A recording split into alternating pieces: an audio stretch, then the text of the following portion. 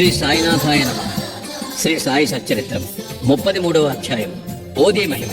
తేలుకాటు, plague జ్వరం నయమగుట, జామనేరు చమత్కారము, నారాయణరావు జబ్బు, బాలభవ సుత, హరిభావ కర్ణికల అనుభవములు. గత అధ్యాయంలో గురువు మహిమను వర్ణించడం, ఇందులో ఓదీ మహిమను వర్ణించడం. మనం ఇప్పుడు గొప్ప యోగీశ్వరులకు నమస్కరించడం. వారి కరుణా కటాక్షములు కొండంత పాపములను కూడా నశింపచేయను, మనలోని దుర్గుణములను పోగొట్టును.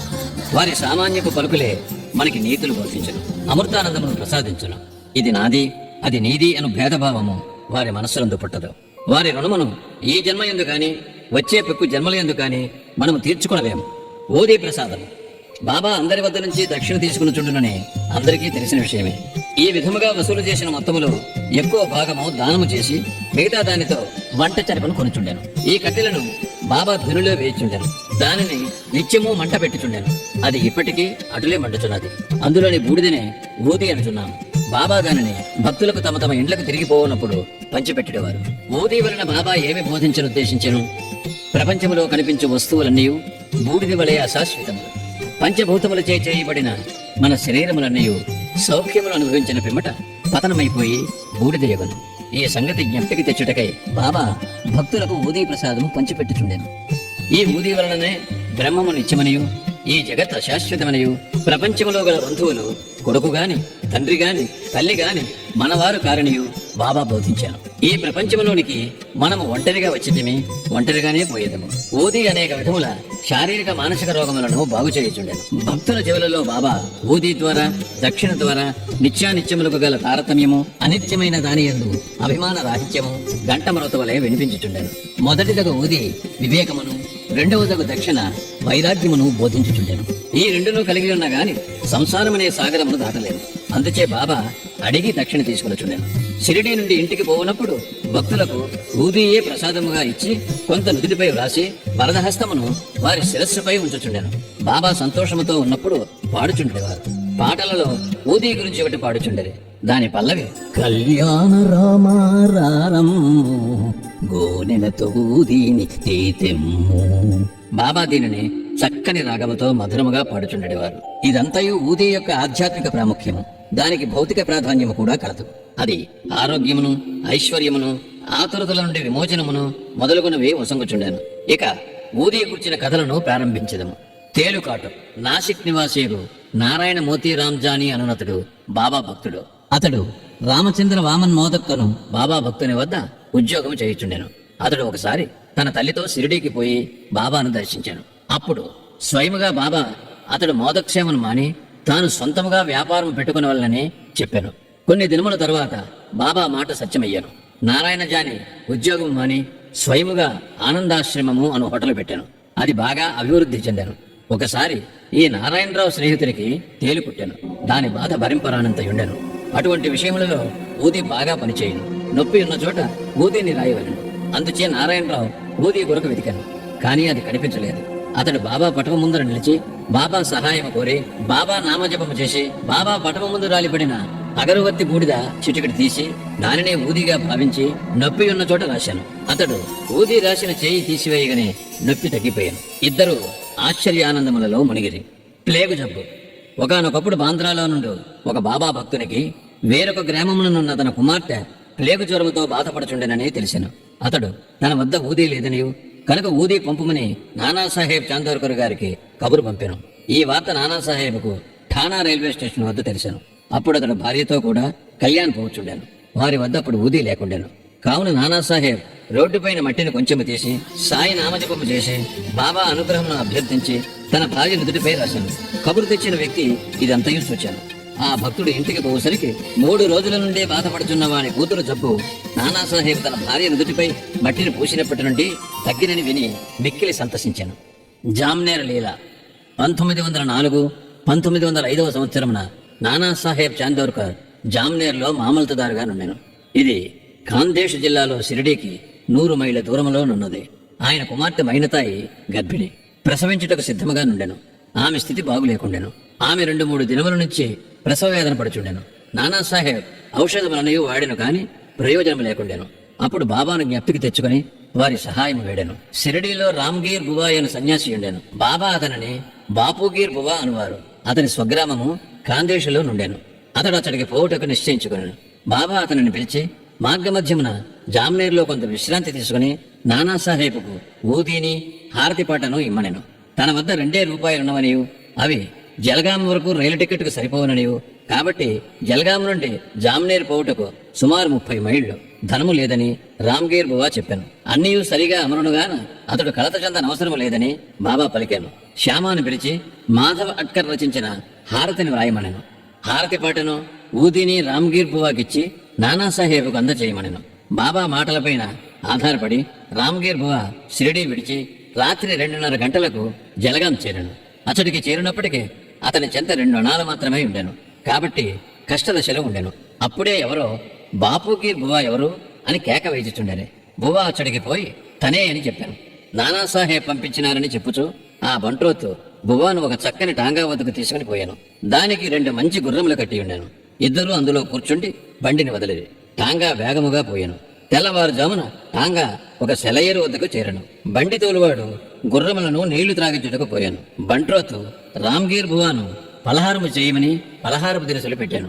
గడ్డము మీసములున్న ఆ బంట్రోతు బట్టలు చూచి రామ్గీర్ బువా ఇతడు మహమ్మదీయుడని సంశయించి పలహారము తినకుండాను. కానీ ఆ బంట్రోతు తాను హిందువుడనియు గర్వాల్ దేశపు క్షత్రియుడనియు నానాసాహెబ్ ఆ పలహారము పంపెనుగాన తినుడి కెట్టి సంశయము వలదు అనెను. అప్పుడు ఇద్దరూ కలిసి పలహారం చేసి బయలుదేరేది. ఉషక్కాలము జామ్నేర్ చేరేది. ఒంటికి పోసుటకై రామ్గీర్ బువా టాంగా దిగి 2-3 నిమిషములలో వచ్చాను. తిరిగి వచ్చేసరికి టాంగా గాని టాంగా తోలువాడు గాని బంట్రోతు గాని లేకుండేది. బాప్గీర్ బువా నోటి నుండి మాట రాకుండాను. దగ్గరున్న కచేరీకి పోయి అడుగుగా నానాసాహెబ్ ఇంటి వద్దనే ఉన్నట్లు తెలిసాను. అతడు నానాసాహెబ్ గారి ఇంటికి వెళ్లి తాను షిరిడీ సాయిబాబా వద్ద నుండి వచ్చినట్లు చెప్పాను. బాబా ఇచ్చిన ఊది హారతి పాట నానాసాహెబ్ అందచేశాను. మైన్తాయ్ చాలా దుస్థితిలో నుండాను. అందరూ ఆమె గుర్చి మిగుల ఆందోళన పడుచుండేది. నానాసాహెబ్ తన భార్యను పిలిచి ఊదిని నీళ్లలో కలిపి కుమార్తెకిచ్చి హారతిని పాడమనిది. బాబా మంచి సమయంలో సహాయము పంపిననుకొనిది. కొద్ది నిమిషములలో ప్రసవం సుఖముగా జరగనని వార్త వచ్చాను. గండము గడిచినదని చెప్పిరి. నానాసాహెబ్ గారు టాంగాను నౌకరును పలహారములను పంపినందుకు బాప్గీర్ బువా ఆయనకు కృతజ్ఞత తెలుపగా అతడు మిక్కిలి ఆశ్చర్యపడాను. షిరిడీ నుంచి ఎవరు వచ్చుచున్నది అతనికి తెలియదు కనుక అతడేమీ పంపి ఉండలేదని చెప్పాను.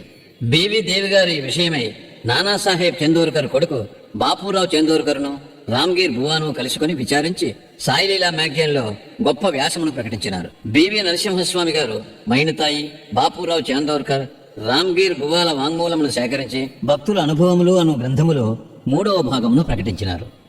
భక్త నారాయణరావు. భక్త నారాయణరావుకు బాబాను 2 సార్లు దర్శనము చేయి భాగ్యము కలిగాను. బాబా సమాధి చెందిన 3 ఏండ్లకు షిరిడీకి పోవాలని అనుకున్నాను, కానీ పోలేకపోయాను. బాబా సమాధి చెందిన 1 సంవత్సరములో అతడు జబ్బుపడి మిగుల బాధపడుచుండెను. సాధారణ చికిత్సల వలన ప్రయోజనము కలగలేదు. కావున రాత్రింబవళ్ళు బాబాను ధ్యానించాను. ఒకనాడు స్వప్నములో ఒక దృశ్యమును చూచాను. అందు బాబా అతనిని ఓదార్చి ఇట్లనెను, ఆందోళన పడవద్దు, రేపటి నుంచి బాగగును, వారం రోజులలో నడుమగలవు. స్వప్నములో చెప్పిన రీతిగా రోగము వారములో కుదిరెను. ఇచ్చట మనం ఆలోచించవలసిన విషయం ఇది. శరీరం ఉన్ననాళ్ళు బాబా బ్రతికి ఉండినా, శరీరము పోయినది గాని చనిపోయినారా? లేదు, ఎల్లప్పుడూ జీవించే ఉన్నారు. వారు జనన మరణములకు అతీతులు. ఎవరైతే బాబాను ఒకసారి హృదయపూర్వకముగా ప్రేమించెదరో వారు ఎక్కడున్నప్పటికీ ఎట్టి సమయముందు గాని బాబా నుంచి తగిన జవాబు పొందుతారు. వారెల్లప్పుడూ మన ప్రక్కనే ఉందరు. ఏ రూపములోనో భక్తులకు దర్శనమిచ్చి వాని కోరికను నెరవేర్చెదరు. బాలబబా సుతార్. బొంబాయిలో నుండి ప్రముఖ సంకీర్తనకారుడు బాలబబా సుతార్ ఒకసారి షిరిడీకి వచ్చాను. అతడు గొప్ప భక్తుడు. ఎల్లప్పుడూ అతడు భగవద్ధ్యానము భజన ఎందే తత్పరుడై ఉండేవాడు. అందుచే జనులు వారిని నవయుగ తుకారాం అని పిలిచేవారు. వారు బాబాకు నమస్కరించగా, బాబా నేనితనిని 4 సంవత్సరముల నుండి ఎరుగుదును అనేది. తాను మొదటిసారిగా ఇప్పుడే షిరిడీకి వచ్చిన వాడు ఒకటిచే బాలబబా ఇది ఎట్లు సంభవం అనుకున్నాను. కానీ తీవ్రముగా ఆలోచించగా బొంబాయిలో 4 సంవత్సరముల క్రిందట బాబా ఫోటోకు నమస్కరించినట్లు జ్ఞప్తికి వచ్చాను. అతడు బాబా మాటల ప్రాముఖ్యమును గ్రహించాను. తనలో తాను ఇట్లనుకున్నాను, యోగులు ఎంతటి సర్వజ్ఞులు, సర్వాంతర్యాములు, తమ భక్తులందు వారికి ఎంత ప్రేమ. నేను వారి ఫోటోను చూచుట వారిని స్వయముగా చూచిన దానితో సమానమని నాకు బోధించిరి. అప్పాసాహెబ్ కులకర్ణి. 1917వ సంవత్సరమున అప్పాసాహెబ్ కులకర్ణి వంతు వచ్చాను. అతడు ఠానాకు బదిలీ అయ్యాను. బాలాసాహెబ్ బాటే అతనికి బాబా ఫోటో ఇచ్చి ఉండెను. అతడు దానిని జాగ్రత్తగా పూజించుచుండెను. పువ్వులు, చందనము, నైవేద్యము బాబాకు నిత్యము అర్పించచ్చు బాబాను చూడవలనని మిగులు కాంక్షించుచుండెను. ఈ సందర్భమున బాబా పటమును మనఃపూర్వకముగా చూచినచో బాబాను ప్రత్యక్షంగా చూచిన దానితో సమానమే అని చెప్పవచ్చును. దీనికి నిదర్శనము పైన చెప్పబడిన కథ. కులకర్ణి ఠానాలో ఉండగా భివండి పర్యటనకు పోవలసి వచ్చాను. ఒక వారం రోజుల లోపల తిరిగి వచ్చుటకు అవకాశం లేకుండాను. అతడు లేనప్పుడు 3వ రోజున ఈ దిగువ ఆశ్చర్యకరమైన సంగతి జరిగాను. మధ్యాహ్నం 12 గంటలకు ఒక ఫకీర్ అప్పా కులకర్ణి ఇంటికి వచ్చాను. వారి ముఖ లక్షణములు సాయిబాబా ముఖ లక్షణములతో సరిపోయాను. కులకర్ణి గారి భార్య బిడ్డలు వారు షిరిడీ సాయిబాబా గారా అని అడిగిరి. వారిట్లు నుడివిరి, లేదు, నేను భగవంతుని సేవకుడను. వారి ఆజ్ఞానుసారము మీ యోగక్షేమములను కనుగొనుటకు వచ్చి తిని అట్లనచో దక్షిణ అడిగాను. ఆమె 1 రూపాయి ఇచ్చాను. వారొక చిన్న పొట్లముతో ఊదీనిచ్చి దానిని పూజలో ఫోటోతో కూడా ఉంచుకుని పూజించమనిరి. పిమ్మట ఇల్లు విడిచి వెళ్లిపోయారు. ఇక చిత్రమైన సాయి లీలను వినుడు. భివండిలో తన గుర్రము జబ్బు పడగా అప్పాసాహేబు తన పర్యటన మానుకొనవలసి వచ్చాను. ఆనాటి సాయంకాలమే అతడు తిరిగి ఇల్లు చేరను. ఫకీరు గారి రాక భార్య వల్ల వినను. ఫకీరు గారి దర్శనము దొరకనందులకు మిగులు మనోవేదన పొందాను. ఫకీరుకు 1 రూపాయి మాత్రమే దక్షిణగా నిచ్చుటకు ఇష్టపడకుండాను. తానే ఇంటి వద్ద నున్నచో 10 రూపాయలకు తక్కువ కాకుండా దక్షిణ ఇచ్చి ఉందును అనెను. వెంటనే ఫకీరును వెతుకుటకై బయలుదేరాను. మసీదులలోనూ తక్కిన చోట్లను భోజనము చేయకయే వారి కొరకు వెతికాను. అతని అన్వేషణ నిష్ఫలమయ్యాను. ఇంటికి వచ్చి భోజనము చేశాను. 32వ అధ్యాయంలో ఉత్త కడుపుతో భగవంతుని వెతుకురాదని బాబా చెప్పినది చదువుని గమనించవలను. అప్పాసాహేబ్ ఇచ్చట ఒక నీతిని నేర్చుకున్నాను. భోజనమైన తరువాత చిత్రేయని స్నేహితుడితో వ్యాఖ్యాలకి బయలుదేరాను. కొంత దూరము పోగా ఎవరో వారి వైపు త్వరగా వచ్చుచున్నట్లు కనిపించాను. వారి ముఖ లక్షణములను బట్టి వారు తన ఇంటికి 12 గంటలకు వచ్చిన వారే అని అనుకున్నాను. వెంటనే ఫకీరు చేయి చాచి దక్షిణ అడిగాను. అప్పాసాహేబు 1 రూపాయినిచ్చాను. వారు తిరిగి అడుగగా ఇంకనూ 2 రూపాయలు ఇచ్చాను. అప్పటికీ అతడు సంతృష్టి చెందలేదు. అప్పాసాహేబు చిత్రే వద్ద నుంచి 3 రూపాయలు తీసుకుని ఫకీరుకు ఇచ్చాను. వారు ఇంకనూ దక్షిణ కావాలన్నది. అప్పాసాహేబు వారి ఇంటికి రావాల్సినదిగా వేడుకొనెను. అందరూ ఇల్లు చేరిరి. అప్పాసాహేబు వారికి 3 రూపాయలు ఇచ్చాను. మొత్తం 9 రూపాయలు ముట్టాను. అప్పటికీ సంతృష్టి చెందగా ఫకీరు ఇంకనూ దక్షిణ ఇమ్మనెను. అప్పాసాహేబు తన వద్ద 10 రూపాయల నోటు కలదనను. ఫకీరు దానిని పుచ్చుకొని 9 రూపాయలు తిరిగి ఇచ్చివేసి అక్కడి నుండి వెడలను. అప్పాసాహేబు 10 రూపాయలు ఇచ్చేదను అనెను గనుక ఆ మొత్తమును తీసుకుని పవిత్రపరిచిన పిమ్మట 9 రూపాయలు ఇచ్చివేశాను. 9 సంఖ్య చాలా ముఖ్యమైనది. అది నవవిధ భక్తులను తెలియజేయను. అప్పాసాహేబు ఊదీ పట్లం విప్పి చూచాను. అందులో పువ్వు రెక్కలు, అక్షతలు ఉండెను. కొంతకాలం పిమ్మట బాబాను షిరిడిలో దర్శించినప్పుడు వారి వెంట్రుక ఒకటి చిక్కాను. అతడు ఊదీ పట్లమును వెంట్రుకను ఒక తాయెత్తులో పెట్టి తన దండపై కట్టుకునేను. అప్పాసాహేబు ఊదీ ప్రభావం గ్రహించాను. అతడు మిక్కిలి తెలివైన వాడైనప్పటికీ నెలకు 40 రూపాయలు మాత్రమే జీతము దొరుకుచుండెను. బాబా ఫోటోను ఊదీని పొందిన తరువాత 40 రూపాయలకు ఎన్నో రెట్లు ఆదాయం వచ్చాను.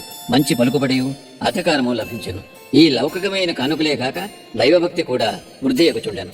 కావున బాబా ఊదీని పొందు భాగ్యము గలవారు స్నానము చేసిన పిమ్మట ఊదీని నుదుట రాసుకుని కొంచెము నీటిలో కలిపి బాబా పవిత్రమైన తీర్థముగా భావించి పుచ్చుకునవలెను.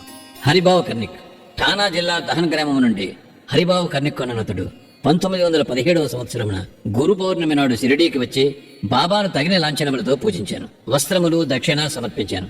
శ్యామ ద్వారా బాబా సెలవు పొంది మసీదు మెట్లు దిగాను. అప్పుడే ఇంకొక రూపాయి బాబాకు దక్షిణ ఇవ్వవలని తోచి మసీదు మరల ఎక్కుచుండగా బాబా సెలవు పొందిన పిమ్మట తిరిగి వెనుకకు రారాదని విని ఇంటికి బయలుదేరాను. మార్గమధ్యమున నాసిక్లో కాలారాముని మందిరము ప్రవేశించి దర్శనము చేసుకుని వెలుగులకు వచ్చుచుండగా నరసింహ మహారాజు అనే యోగి తన శిష్యులను విడిచి లోపల నుండి బయటకు వచ్చి హరిబాబు ముంజేతిని పట్టుకుని నా రూపాయి నాకిమ్ము అనెను. కర్ణిక్ మిగులు ఆశ్చర్యపడాను.